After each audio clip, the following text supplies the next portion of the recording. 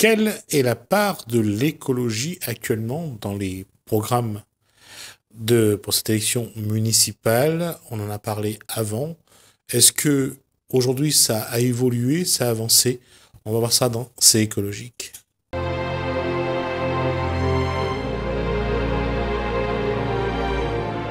Bonsoir Laurent Bridier, on y revient à Bonsoir. cette question, c'est on a assez parlé d'écologie ou pas? Et pourquoi je dis on en reparle? La nature, pendant ce confinement, a envoyé un message apparemment. Et comment vous avez interprété ce message de la nature? Tout à fait, bonjour Jusmi, bonjour aux téléspectateurs et aux auditeurs. Effectivement, nous venons de vivre quelque chose, enfin je sais pas pour vous Jusmi et pour ceux qui nous regardent, mais moi j'ai eu le sentiment d'être dans une sorte de mauvais film de série B avec tout le monde les masques, personne qui se parle, des gens qui sont comme ça, ou ce qu'on vient de vivre est quand même, pose question et doit nous interroger, je pense, nous interroge tous, la pandémie, les crises sanitaires, parce qu'on a connu la grippe aviaire, le chikungunya, aujourd'hui il y a encore la dengue. On reviendra à la grippe espagnole des années 50 ? Par exemple. Donc on remontera pas à tout ça, mais je veux dire, on est au tout début, je pense, de plusieurs épidémies, plusieurs pandémies qui nous pendonnaient. Pourquoi? Parce que il y a un effondrement, nous on n'arrête pas de le dire, un effondrement de la biodiversité. Qu'est-ce que ça veut dire? Ça veut dire qu'il y a beaucoup d'espèces végétales déjà et animales qui disparaissent. Donc quand vous n'avez plus de forêt, par exemple, ou quand vous avez de plus en plus ce qu'on appelle l'artificialisation des sols, c'est-à-dire de plus en plus de béton qui prend sur la nature, forcément, vous engagez une proximité de plus en plus grande des animaux qui n'ont plus la place pour vivre et donc qui sont de plus en plus en contact avec les êtres humains. Ce qui fait que des virus comme le SARS-CoV-2, le virus de coronavirus qu'on connaît là, il y a plein de coronavirus, mais celui-là s'appelle le SARS-CoV-2, qui était dans la nature, et qui était très bien, je veux dire, il faisait pas de dégâts, se transmet via l'animal par justement cet effondrement. À cause de cet effondrement, se transmet à l'homme. Du coup, nous, on a des virus complètement exotiques et qui font des choses complètement dingues. Voilà, parce que la nature humaine n'est pas faite pour accepter ce genre de virus, ni se battre pour. Même si visiblement, il y a des immunités qui se développent. Donc voilà, nous, on n'arrête pas de dire depuis un certain moment, on est quand même... Alors, on peut pas être content de la situation. C'est vrai que quand on voit 30 000 décès, 400 000 morts dans le monde, mais on dit saisissons cette occasion pour revenir à l'essentiel et pour prendre en compte ce que les climatologues, ce que les écologistes disent depuis des dizaines d'années, qu'on va dans le mur, qu'il y a un effondrement de la biodiversité et qu'il faut peut-être revoir certains modes de développement et de consommation. Alors, on revient sur ce Covid-19, sur ce confinement. On a vu que lorsque l'homme libère la nature reprend ses droits. Au-delà du fait que l'homme bétonne, l'homme s'approprie l'espace naturel, qu'est-ce qu'on doit en tirer comme enseignement de ce qu'on a vu pendant ces 8 semaines? Oui, tout à fait. Et moi, j'étais frappé de la vitesse à laquelle la nature reprend ses droits, quoi. C'est-à-dire, on laisse une semaine les eaux ultra polluées depuis des années de Venise et au bout d'une semaine, les poissons reviennent. Les dauphins. Tout à fait. Donc, ça paraît quand même incroyable.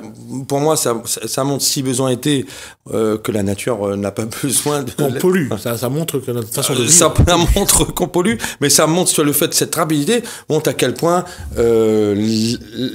la nature a tendance à reprendre ses droits et est forte. Je veux dire, elle n'a pas besoin de l'homme pour subsister. C'est plutôt l'inverse, c'est plutôt l'homme qui aurait besoin et qui l'a détruit. Mais... On l'a vu aussi sur Paris, on a la qualité de l'air. Oui, la qualité de sur l'air. l'Europe. Alors, merci de la question. Effectivement, c'est un point très important sur lequel je voulais revenir. Il y a eu un article d'un climatologue qui s'appelle Jean Josel et plusieurs autres aussi qui ont rappelé à juste titre que cet épisode de pandémie en Chine, par exemple, il y a eu des chiffres, il y a eu des calculs qui ont été faits, a sauvé plus de vies que le Covid n'en a tué. Par l'arrêt de la pollution.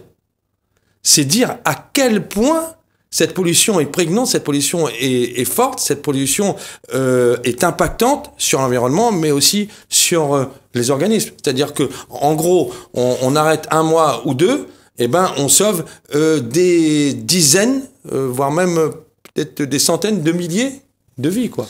Et c'est un symbole parce qu'on voyait, ça a été montré plusieurs fois, c'est de voir le haut de la montagne du Kilimandjaro, de revoir cette blancheur neigeuse du Kilimandjaro à 200 km. Et je trouvais que c'était un symbole. Un symbole, tout à fait. Et c'est un symbole très fort de la nature. On aimerait revoir ces neiges d'antan, dirons-nous. Neige éternelle. Neige éternelle tout le temps. Mais c'est vrai que d'un autre côté, il faut voir aussi les choses telles qu'elles sont, sans faire de collapsologie ou d'alarmisme. Hein. C'est que il y a des choses qui sont faites, mais peut-être qu'on ne va pas assez vite. Et comme on dit, nous, la politique des petits pas ne suffit plus. Et il faut passer. Pas seulement. On voit bien que on a beaucoup reculé sur les projets, que ce soit au niveau du gouvernement, que ce soit au niveau des collectivités locales. Nous avons beaucoup reculé sur des projets de nature, je dirais, qui pouvaient apporter entre le recyclage, entre éviter la pollution, pour la gestion des ordures ménagères. On l'a vu, on a perdu le SWAT qu'on devait faire sur le bord de mer de Saint-Denis. C'est les Antilles qui les a récupérés. On a quand même été négligents sur beaucoup de choses. Et je ne sais pas si c'est trop tard, mais en tout cas, il y a une chose qui est vraie, c'est que la nature nous a montré qu'on s'est beaucoup trompé. Effectivement, et c'est ce qu'on dit aussi. Beaucoup de gens partout rappellent à quel point qu'est-ce qui nous est essentiel. Est-ce que c'est pas l'occasion aussi de revenir à l'essentiel de notre vie? On a bien vu que ce qui était essentiel aussi, c'est le système de santé, c'est les gens qui nous soignent. C'est aussi les professeurs qui sont là et parfois avec 30 marmailles et qui ont du mal. On n'a pas pris souvent, l'écologie a toujours été, on va dire, la cinquième roue du carrosse, etc. Et on n'a pas pris la mesure. On mettait souvent un écologiste sur une liste pour qu'il y ait une couleur verte, mais voilà. C'est ça. Voilà. Et j'ai envie de dire, sans viser personne, mais que cette tendance, on va dire, perdure. Mais la population se réveille, je pense, peut-être un petit peu avec la gueule de bois. Plus que la gueule de bois, est-ce qu'elle n'est pas un peu traumatisée par ces 8 semaines de confinement? On voit, il y en a qui ont du mal aujourd'hui à quitter leur maison. Oui, complètement. Moi, je vous dis, ma mère qui a 80 ans, clairement, elle me dit voilà, elle va faire mes courses, etc. Mais elle va limiter, elle va plus à sa petite danse du dimanche, voilà, etc. Elle a 80 ans, on n'arrête pas d'ailleurs. Parfois, je dis, ils exagèrent. Hein. Je dis, si vous avez plus de 65 ans, vous êtes vraiment là dans le top, le summum des personnes à risque. C'est super anxiogène. Je dis, il devrait quand même bon. Mais voilà, les gens ont peur. En même temps, on voit de plus en plus de gens, voilà, qui circulent, les bars sont rouverts et puis qui sont sans masque. Donc les gens ont envie de reprendre et la consommation reprend, la surconsommation aussi. Il y a quand même un traumatisme qu'on voit dans les comportements. On voit aussi que les gens, quand ils se déplacent, ils font très attention. De toute façon, ça fait partie des mesures sanitaires. Hein. Il y a pas seulement les mesures sanitaires, mais il y a aussi que ça a un impact sur le comportement. Il y a un conditionnement. Oui, je pense qu'il y a un conditionnement et en même temps, j'ai envie de dire, l'urgence sanitaire. On est au bout de 2 mois de confinement. Les gens ont envie peut-être de se lâcher aussi un petit peu, surtout que à La Réunion, visiblement, peut-être que ça circule moins. En tout cas, on est en vert, etc. Bon, il faudra voir par rapport à l'ouverture de l'aéroport et à la venue de touristes.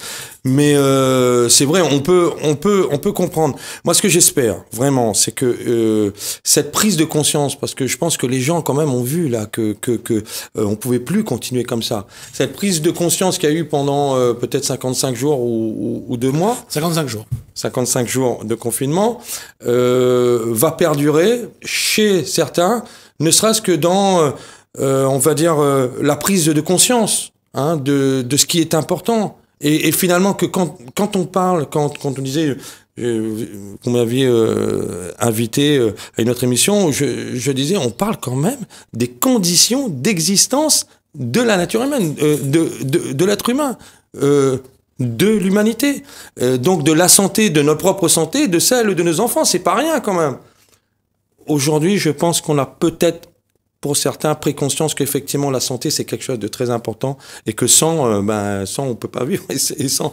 Donc il faut revenir aussi à des modes peut-être de pensée. Par exemple, j'écrivais dans un article récent sur le rachat de Vademia par GBH, le groupe Bernard Ayotte, que est-ce que nous sommes prêts à manger moins sucré, à manger moins gras, à manger moins, peut-être parfois ça peut peut-être choquer pour ceux qui n'ont pas beaucoup à manger, mais je veux dire à manger mieux, à boire moins d'alcool, à peut-être pour ceux qui mangent de la viande midi et soir, à manger moins de viande.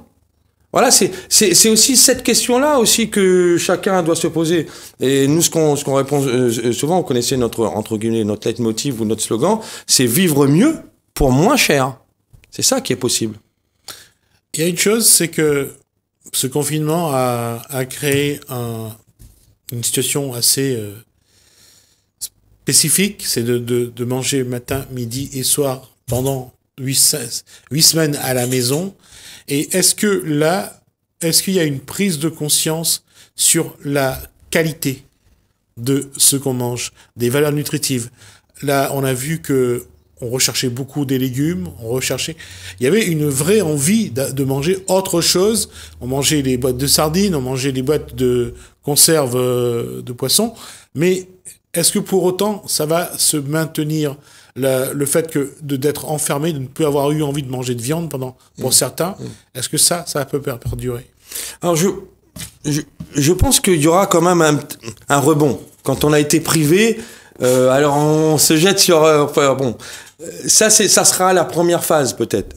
Et je pense qu'après, il y aura derrière ce mouvement de fond, parce que cette histoire de pandémie ne va pas s'arrêter, il y a encore la dingue, il y aura encore... Évidemment, j'espère que non. Mais si on regarde les choses, depuis la grippe espagnole, il y aura encore d'autres épidémies, d'autres maladies émergentes, surtout si on continue comme ça. Donc, j'espère que cette prise de conscience, elle va revenir comme un boomerang encore, en disant, non, ouais, c'est vrai que là, on exagère. Et surtout, on a la chance à La Réunion d'être assis sur un petit galet, comme disait un camarade à moi, que n'a tout dessus. Que nous peut atteindre l'autonomie énergétique, nous on a le soleil, le vent, la mer, l'autonomie alimentaire. Ouais, évidemment, il faudra quand même, on va dire, traiter ce problème de la monoculture de la canne, parce que ce n'est pas une culture vivrière, et c'est quand même, quoi qu'on en dise, trois quarts du glyphosate, donc des pesticides qui sont en volume, donc qui sont achetés et donc déversés à La Réunion, le sont pour de la canne.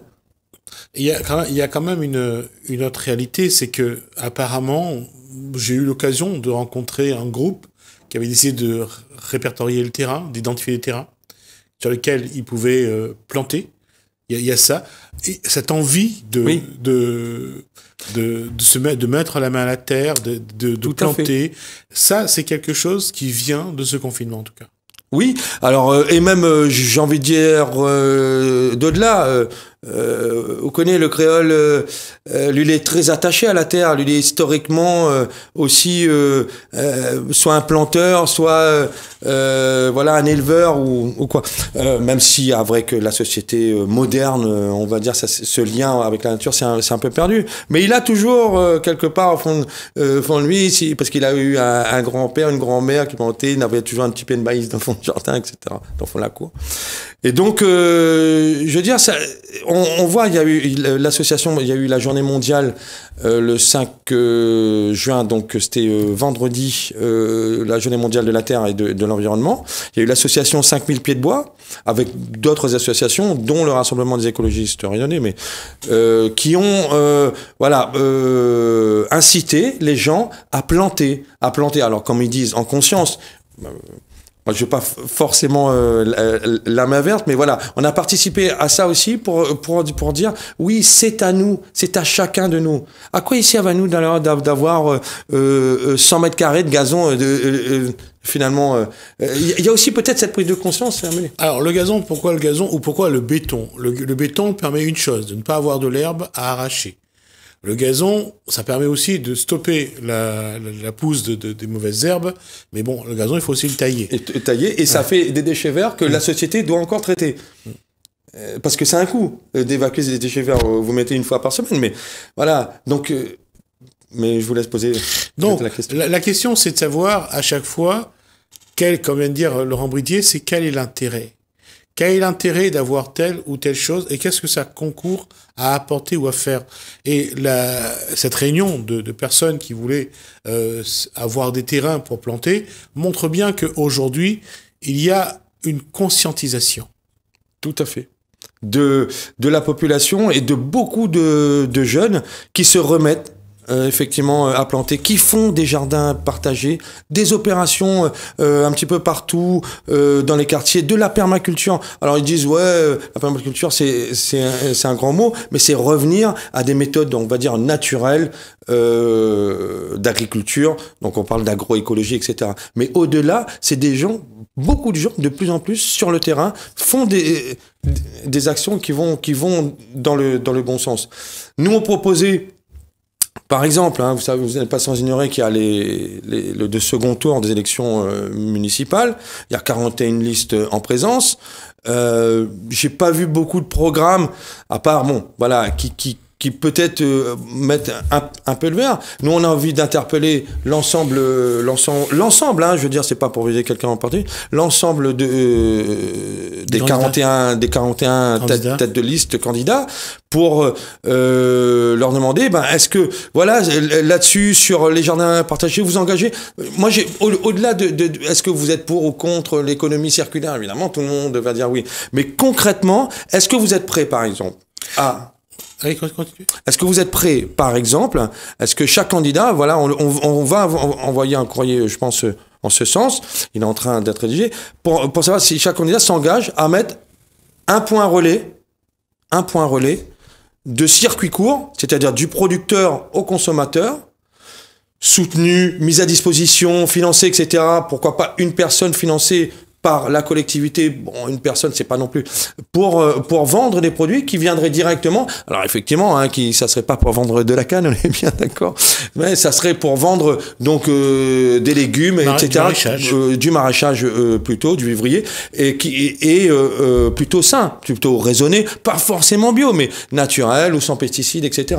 Donc là, concrètement, la commune et effectivement aussi le département peut le faire, met à disposition incite, je veux dire, et donc donne un débouché. Pourquoi Leclerc, pendant la crise... non, c'est pas grave. Ça m'a échappé. Pourquoi une grande enseigne, donc de grande distribution, pendant la crise dit, écoutez, les producteurs, vous êtes mal, vous avez une surproduction, nous on vous propose de vous la prendre. Très bien, merci. Mais est-ce que la collectivité, du coup, pourrait pas se poser la question de dire, est-ce que nous aussi, on pourrait pas faire ça pour des petits producteurs, des jeunes qui démarrent? Ça leur permettrait d'avoir un débouché commercial. La question sur l'agriculture, c'est que ce n'est pas les taxes pour l'État ne sont pas pour l'État et pour les collectivités ne sont pas aussi visibles que des commerçants. Les commerçants, on sait qu'il y a l'octroi de mer, il y a les taxes régionales, il y a la taxe sur le carburant. On sait ça va rentrer dans les caisses des collectivités et ça va revenir donc aux collectivités. L'agriculture, c'est pas pareil. Et c'est peut-être ça aussi qui fait que l'écologie n'attire pas. Parce que l'État, ça ne lui rapporte pas aujourd'hui de l'argent pour remplacer ce qu'il y a déjà comme taxe qui existe. Tout à fait. Alors, nous on dit l'État. Alors l'État ou les autorités locales, hein, parfois aussi, bon, pour l'octroi de mer, etc. Bon, gagnent de l'argent sur plein de choses, notamment sur le taxe carbone, sur le pétrole, TVA, sur la TVA, etc. Carburant. Nous sur le carbone. Nous disons tout ce qui est industrie polluante. On doit d'abord réduire les financements, parce qu'on va pas faire, évidemment, pas faire la révolution tout de suite, on va dire, mais réduire progressivement le financement, puis les supprimer pour les reverser, les réaffecter à la transition écologique et énergétique. Pour le pétrole, par exemple, sur les énergies renouvelables, pour la canne, sur du bio, sur de l'agroécologie, etc., etc. C'est-à-dire que, et même sur le l'octroi de mer, je veux dire, enfin, à mon sens, bon, très très modestement, cette question, elle doit être ouverte, elle doit être mise sur la table. Il y a eu un débat qui a commencé. Je pense qu'en 2021, lors des régionales, ça sera un point quand même à évoquer. Alors, je dis qu'il faut inventer de nouvelles taxes à partir de l'écologie.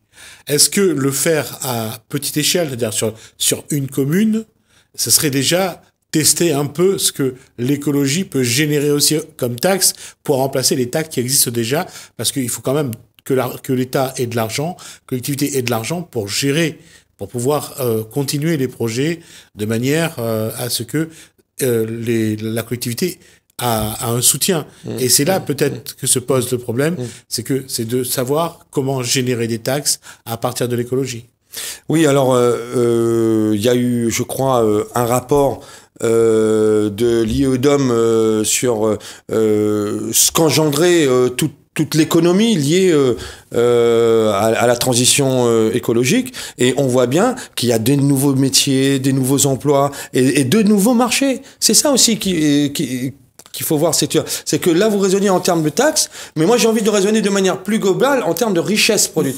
Oui, c'est vrai, mais les élus, malheureusement, eux, ce qui les intéresse, c'est quelles sont les recettes pour qu'elles dépensent.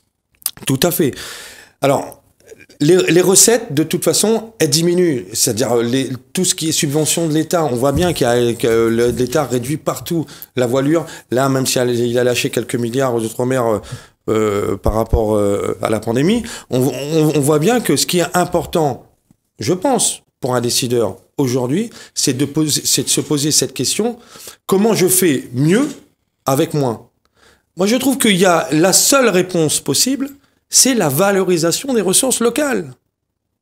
Parce que l'importation sera de plus en plus chère, les produits importés sont de plus en plus chers, l'essence sera de plus en plus chère, etc. Si vous restez dans une logique ancienne, j'ai envie de dire, on importe, l'octroi de mer nous rapporte tant, etc.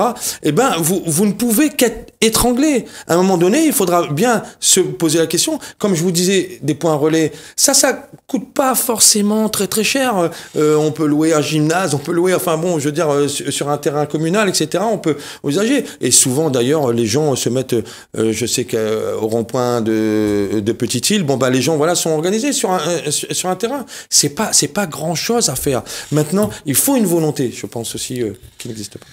Il faut une volonté, et le problème, c'est qu'au plus haut niveau de l'État, comment bouger la grosse machine avec des nouvelles règles, ça, c'est pas évident.